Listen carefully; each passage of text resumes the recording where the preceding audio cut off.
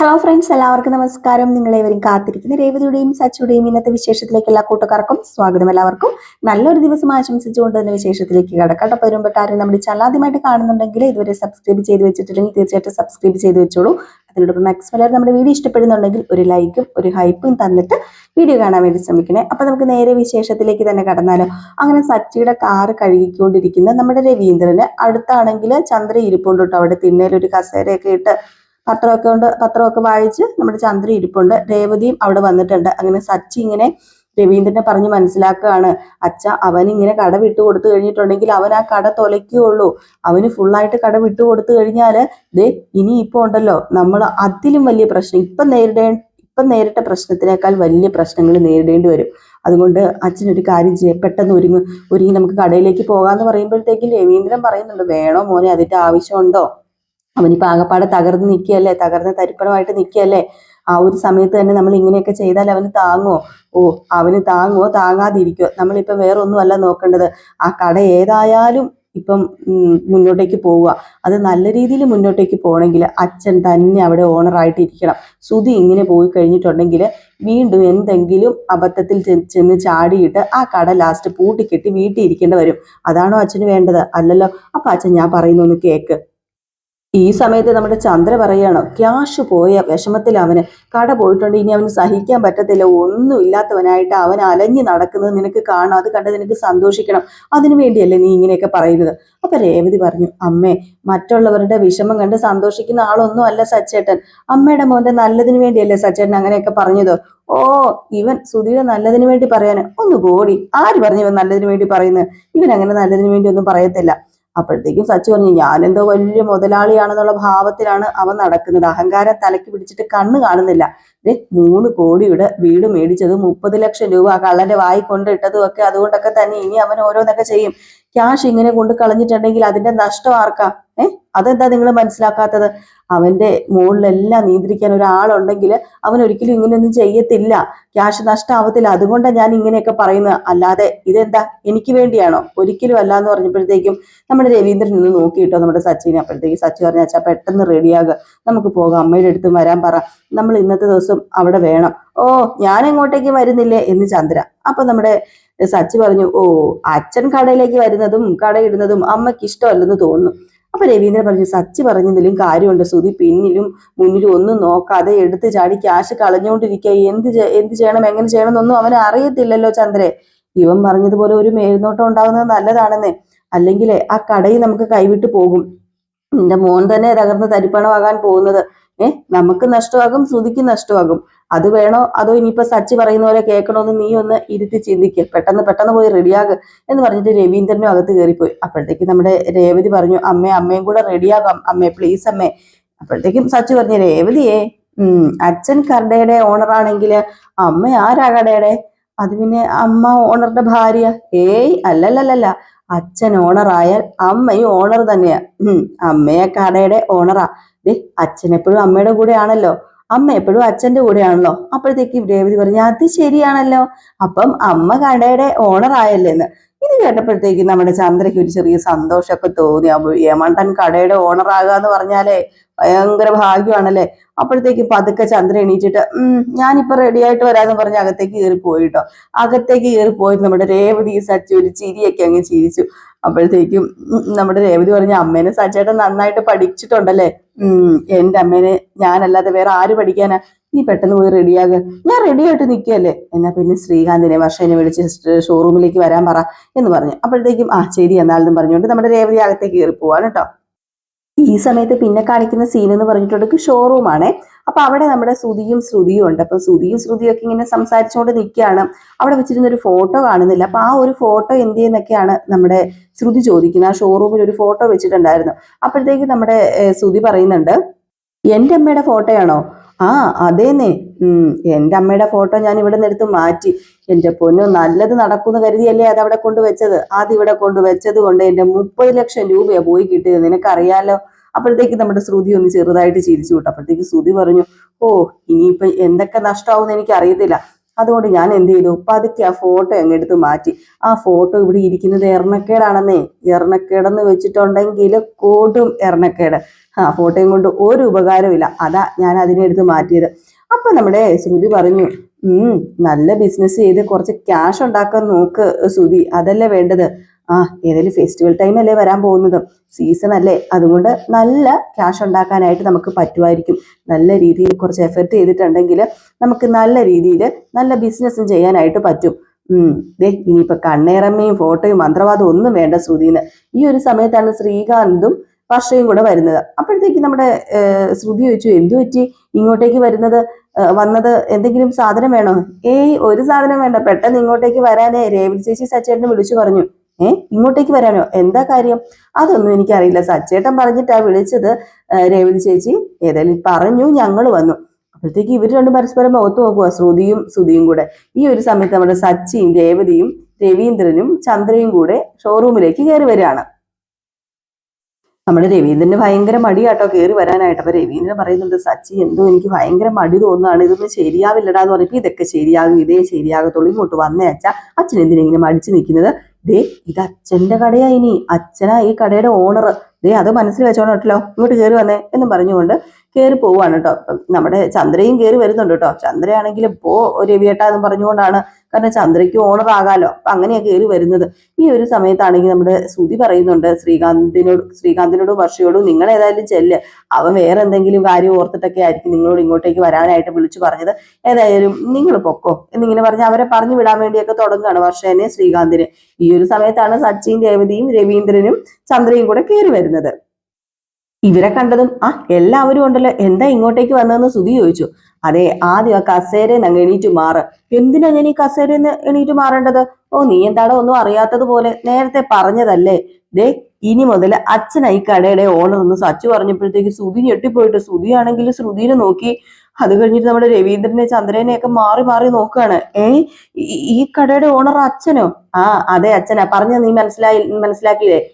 അവിടുന്ന് മാറണ്ട, അച്ഛനാ ഈ കടയുടെ ഓണർ, നീ ഇവിടുത്തെ ഒരു ജോലിക്കാരൻ മാത്രമാണ്, ഇനി നീ ഒരു സ്റ്റാഫ്.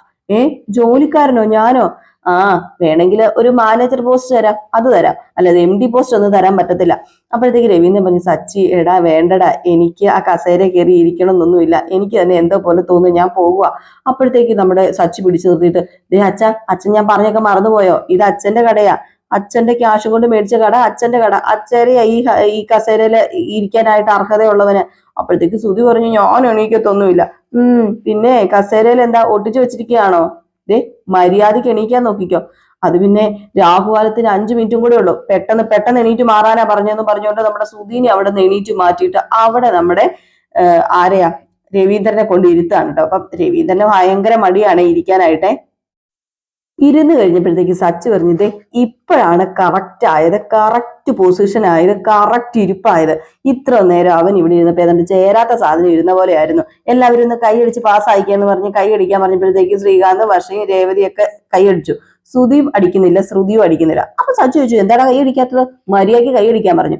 അപ്പോഴത്തേക്ക് നമ്മുടെ ശ്രുതിയും പരസ്പരം മുഖത്ത് നോക്കിയിട്ട് ഇങ്ങനെ കൈയടിക്കാൻ വേണ്ടി തുടങ്ങാണ് കേട്ടോ. കൈ അടിച്ചു കേട്ടോ. അപ്പോഴത്തേക്ക് സച്ചു പറഞ്ഞു, ഇപ്പോഴായി കടയ്ക്ക് ഒരു ഐശ്വര്യം വന്നത്, രേവതി എല്ലാവർക്കും സ്വീറ്റ്സ് കൊടുത്തേന്ന് പറഞ്ഞു. അങ്ങനെ നമ്മുടെ രേവതി എല്ലാവർക്കും സ്വീറ്റ്സും വിതരണം ചെയ്തു. ഈ സമയത്ത് ശ്രുതിയും ദേഷ്യം വന്നിട്ട് അങ്ങ് പോയിട്ടോ. അപ്പോഴത്തേക്ക് സച്ചു പറഞ്ഞു, പോട്ടെ മൈൻഡ് ചെയ്യേണ്ട, അത് കാര്യമാക്കേണ്ട ഒരാവശ്യം ഇല്ല എന്ന് പറഞ്ഞിട്ട് അച്ഛൻ കഴിക്കും സ്വീറ്റ്സ് എന്ന് പറയണം. ഈ ഒരു സമയത്താണ് നമ്മുടെ അഭിലാഷ് സാർ വരുന്നത്. അപ്പോഴത്തേക്ക് അഭിലാഷ് സാറിനെ കണ്ട് നമ്മുടെ ശ്രുതിയും ഞെട്ടിപ്പോയിട്ടോ. അയ്യോ, അഭിലാഷ് സാറല്ലേ വരുന്നത്, ശ്രുതി ഇനിയിപ്പോ എന്താ ചെയ്യുന്നത്? എന്റെ ദൈവമേ, എല്ലാം തൊലഞ്ഞൂന്ന് കൂട്ടിയാ മതിയെന്ന്. അപ്പോഴത്തേക്ക് പെട്ടെന്ന് ഓടി നമ്മുടെ ശ്രുതി ഉണ്ടെങ്കിൽ നേരെ ചെന്ന് കസേരയിൽ ഇരിക്കാൻ വേണ്ടി തുടങ്ങും. അച്ഛ ഒന്ന് എണീക്കച്ച പ്ലീസ് അച്ഛാന്ന് പറയപ്പോഴത്തേക്ക് സച്ചു പറഞ്ഞു, മാറി നിൽക്കടാ, അത് പിന്നെ അഭിലാഷ് സാർ വരുന്നുണ്ട്. അഭിലാഷ് സാറ് വരുന്നതിന് ഇപ്പൊ എന്താ പ്രശ്നം? പ്ലീസ് അച്ഛൻ ഒന്ന് എണീക്കച്ച, ഇവിടെ അച്ഛൻ ഇരുന്ന് കഴിഞ്ഞിട്ടുണ്ടെങ്കിൽ ശരിയാവത്തില്ല എന്ന് പറഞ്ഞു. അപ്പോഴത്തേക്ക് നമ്മുടെ അഭിലാഷ് സാർ എത്തി കേട്ടോ. സ്പോട്ടിലെത്തി കഴിഞ്ഞപ്പോഴത്തേക്കും നമ്മുടെ രവീന്ദ്രനാണ് അവിടെ ഇരിക്കുന്നത്. മാത്രമല്ല ഫാമിലി ഫുൾ ഉണ്ടല്ലോ. അപ്പൊ സച്ചിനെ കണ്ടത് അഭിലാഷ് സാർ ചോദിച്ചു, അല്ല സുഖമാണോ സച്ചി? സുഖമായിട്ടിരിക്കുന്നു. അപ്പോഴത്തേക്ക് ശ്രുതി ആണെങ്കിൽ, സാറെപ്പോഴും മുംബൈയിൽ നിന്ന് വന്നത്? ഞാൻ മോർണിംഗ് എത്തിയായിരുന്നു. എല്ലാവരും ഉണ്ടല്ലോ, ഫാമിലി ഫുൾ ഉണ്ടല്ലോ, എന്തെങ്കിലും ഫംഗ്ഷനും മറ്റും ഉണ്ടോ? അങ്ങനെയൊന്നും ഇല്ല, ഞങ്ങള് കുറച്ചു നാളായാലും ഇങ്ങോട്ട് വന്നിട്ട്, അതുകൊണ്ടാ സാറേന്ന് രവീന്ദ്രനും പറഞ്ഞു. ഈ ഒരു സമയത്താണെങ്കിൽ നമ്മുടെ ശ്രുതിയുടെ മുഖത്ത് പേടി കൊണ്ട് വിറച്ച് തുള്ളുകയാണ്. അപ്പൊ ശ്രുതിക്ക് പെട്ടെന്ന് ഒരു ഫോൺ കോൾ വന്നു. അപ്പൊ ശ്രുതി പെട്ടെന്ന് ആ ഫോൺ ഇങ്ങനെ എടുത്തിട്ട് അറ്റൻഡ് ചെയ്യാണ്. ഹലോ, ആരാണെങ്കിലും പിന്നെ വിളിക്കാൻ, ഞാനിപ്പോ ഒരു മീറ്റിംഗില എന്നിങ്ങനെ പറയാ. അപ്പോഴത്തേക്കും വേറെ നമ്പറിൽ നിന്ന് വിളിച്ചാൽ നീ ഫോൺ എടുക്കൂലേ? ഞാൻ ആരാന്നറിയുമോ? സബ് ഡീലറാ. നിന്റെ ഷോറൂമിന്റെ പുറത്ത് ഞാൻ നിപ്പുണ്ട് എന്ന് പറഞ്ഞപ്പോഴത്തേക്കും, അയ്യോ നിങ്ങൾ വന്നോ, നിങ്ങൾ അവിടെ തന്നെ നിന്നോ, ഞാൻ അങ്ങോട്ടേക്ക് വരാമേ എന്നൊക്കെ പറഞ്ഞ് ഫോൺ കട്ട് ചെയ്യണം. അപ്പൊ സബ് ഡീലേഴ്സ് ഒക്കെയാണ് വിളിക്കുന്നത്. അയ്യോ അഭിലാഷ് സാർ കേട്ട പ്രശ്നമാവൂലോ എന്നൊക്കെ ഓർത്തിട്ട് പേടിച്ചിട്ട് നമ്മുടെ സുധി പറഞ്ഞു, സാറ് 1 മിനിറ്റ് എന്ന് പറഞ്ഞിട്ട് എങ്ങനെയെങ്കിലും സബ് ഡീലേഴ്സിനെ ഡീൽ ചെയ്ത് വിടണ്ടേ. അപ്പൊ പുറത്തേക്ക് ഓടിപ്പോയി. അപ്പോഴത്തേക്കും തന്നെ സച്ചിക്ക് എന്തോ ഒരു ചെറിയ ഡൗട്ട് അടിച്ചു കേട്ടോ. ഇവനെന്താ ഈ ഒരു സമയത്ത് പുറത്തേക്ക് പോകുന്നു? ഫോൺ കോൾ വന്നിട്ട് ആകെപ്പാടെ ഒന്ന് എന്താ പറയാ തൊലഞ്ഞ മട്ടാണ്. അപ്പോഴത്തേക്ക് സബ് ഡീലേഴ്സ് അകത്തേക്ക് കയറി വന്നത്, നമസ്കാരം സാർ, എന്തൊക്കെയുണ്ട് സാറേ വിശേഷം? നിന്റെ നമസ്കാരമൊക്കെ അവിടെ ഇരിക്കട്ടെ, നീ എന്താടാ ഫോൺ എടുക്കാത്ത ഞങ്ങൾ വിളിച്ചപ്പം? അത് പിന്നെ ഞാൻ കുറച്ച് ബിസി ആയി പോയി സാറേ. എന്ത് ബിസി? ഞങ്ങളുടെ ആരുടെയും ഫോൺ നീ എടുത്തില്ലല്ലോ. അപ്പൊ അഭിലാഷ് സാർ ഇത് കേൾക്കുന്നുണ്ടേ.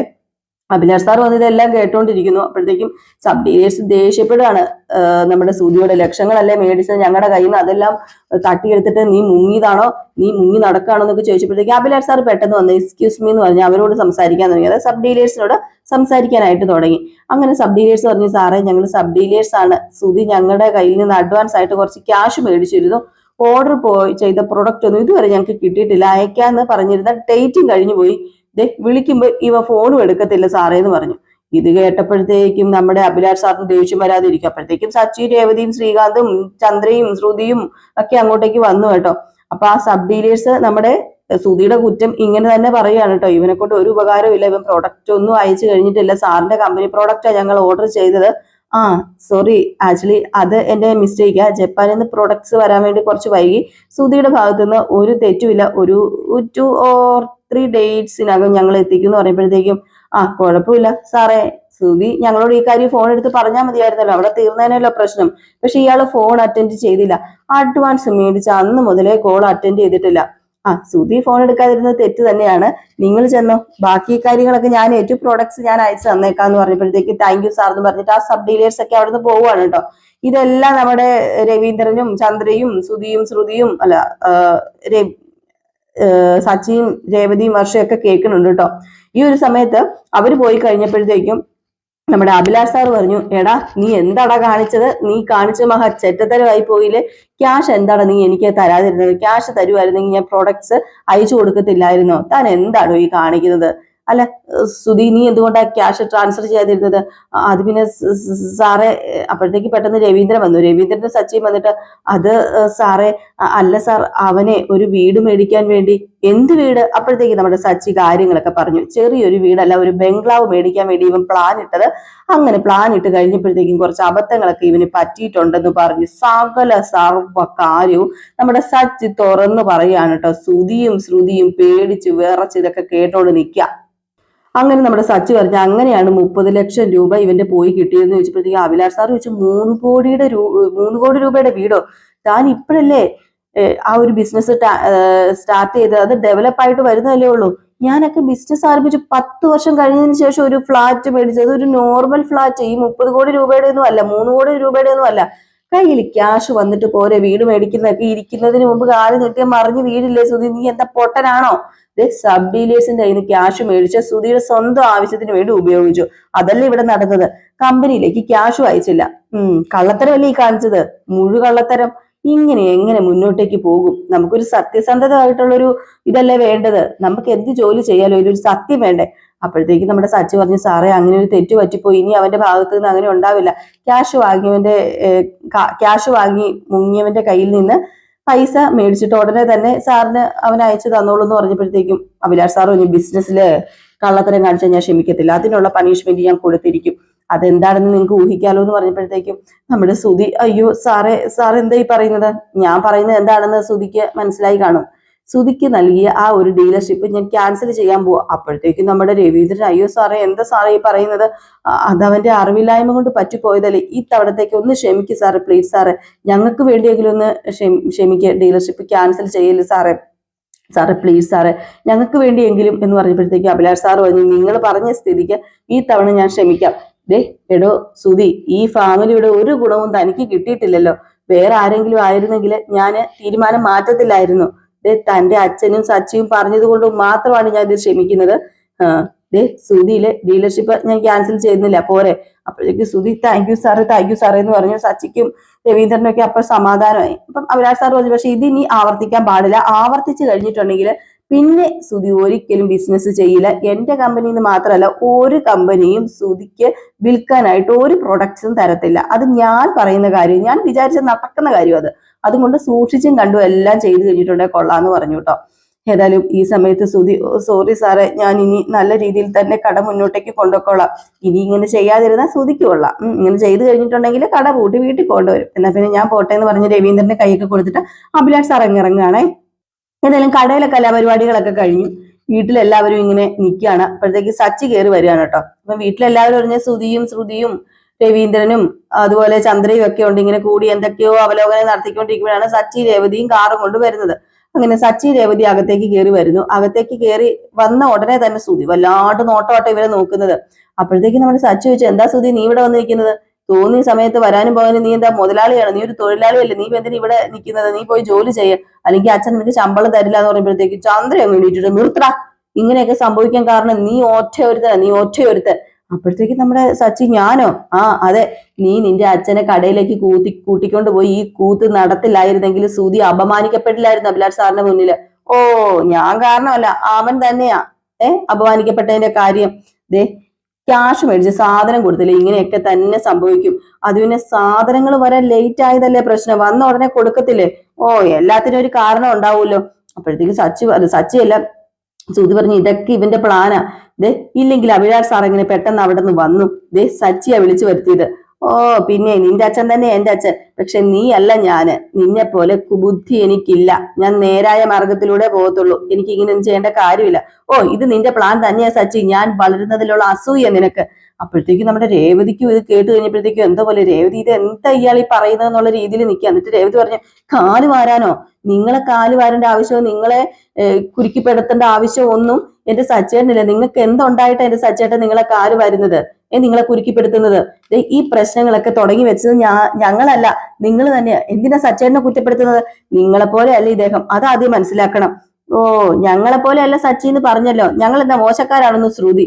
അപ്പോഴത്തേക്ക് സച്ചി പറഞ്ഞു അതെല്ലാവർക്കും അറിയാവുന്ന കാര്യമല്ലേ, കള്ളത്തരം കാണിച്ചതിന്റെ ശിക്ഷ ഇപ്പൊ അനുഭവിച്ചിട്ട് വന്നതല്ലേ ഉള്ളൂ, ഇപ്പൊ അനുഭവിച്ചുകൊണ്ടിരിക്കുകയല്ലേ. കള്ളത്തരം കാണിച്ചാൽ അങ്ങനെ തന്നെയാ, ശിക്ഷ കിട്ടിക്കൊണ്ടേയിരിക്കും. അപ്പൊ നമ്മുടെ വർഷ പറഞ്ഞു രേവതി ചേച്ചി പറഞ്ഞത് കറക്റ്റാ, നിങ്ങൾ രണ്ടുപേരും ഈ പ്രശ്നങ്ങൾക്കൊക്കെ തുടക്കം വിട്ടത്, വേറെ ആരുമല്ല, നിങ്ങൾ രണ്ടുപേരും തന്നെ ഇതിന് കാരണക്കാര്. വേറെ എന്തോ ആവശ്യത്തിന് വന്നപ്പം ഷോറൂമിൽ കയറിയതാണെന്ന് അഭിലാഷ് സാറ് തന്നെ പറഞ്ഞതാണല്ലോ, പിന്നെ എന്തിനാ സച്ചേട്ടനെ വിളിച്ചു വരുത്തിയെന്ന് പറയുന്നത്? അപ്പൊ ശ്രുതി പറഞ്ഞു ഇത്രയും നാളെ കടയിൽ വരാത്ത ഒരാള് പെട്ടെന്ന് കടയിൽ കയറിയാല് ഡൗട്ട് അടിക്കില്ലേ? പിന്നെ എങ്ങനെ ഡൗട്ട് അടിക്കാതിരിക്കും പറ.